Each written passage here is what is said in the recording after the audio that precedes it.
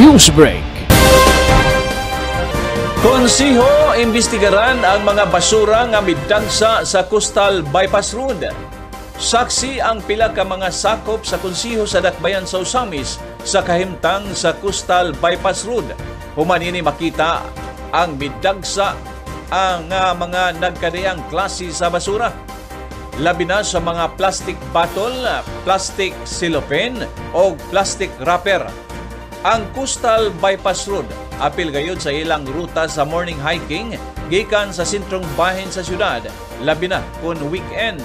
Gumikan sa kanindot sa talan-aon sa baybayon kun sa baybay o hilabihan ka presko ang huyop sa hangin gikan sa Bukid Malindang.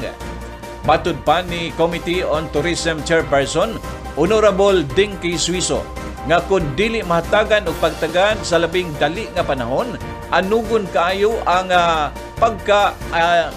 pagka-iconic sa Coastal Bypass Road.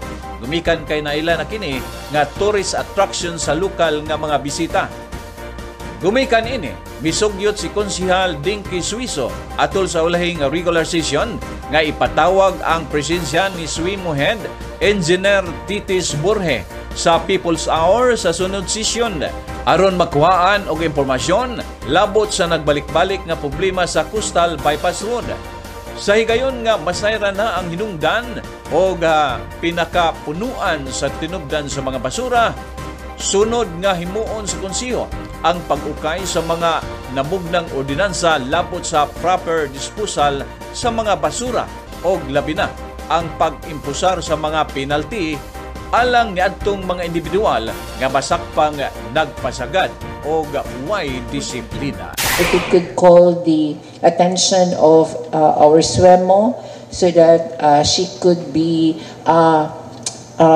enlighten us during the People's Hour on what are the things that we need to do, what are legislations that we need to amend, or what are the things that we need to adopt or implement so that we could maintain the cleanliness along our diversion road, Madam Chair.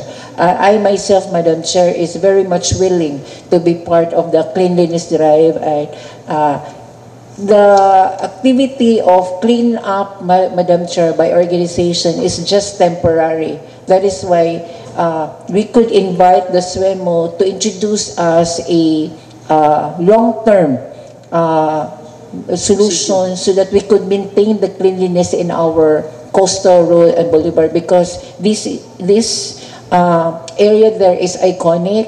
In fact, for tourism activities, these are the first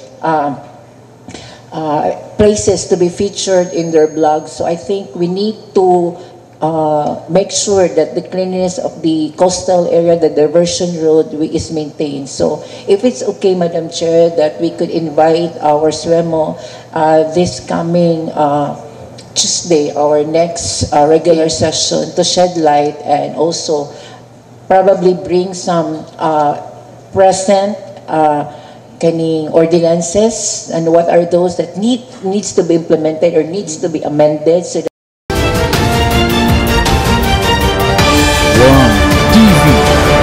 Newsbreak.